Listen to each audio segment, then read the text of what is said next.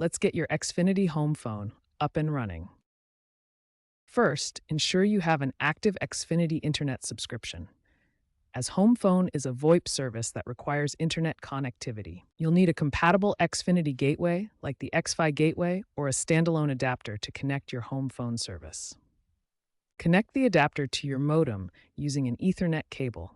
Plug in the power adapter to provide electricity to the device. If you are replacing old hardware, make sure it is removed and the new equipment is plugged in correctly. Once powered on, the adapter should establish a dial tone. Connect your analog phones to the RJ11 ports on the adapter. For cordless phones, ensure Det-T compatibility. If you don't get a dial tone, check all connections and ensure your Xfinity account is active. Recent Xfinity home phone adapters offer improved power outage resilience with battery backup, but ensure it is properly installed and charged. If you're transferring an existing phone number, submit a port request through the Xfinity app or website. This usually takes 7 to 10 business days. Once your number is ported and you have a dial tone, it's crucial to test your 911 service. This is mandatory. Dial 911 and confirm your location with the dispatcher.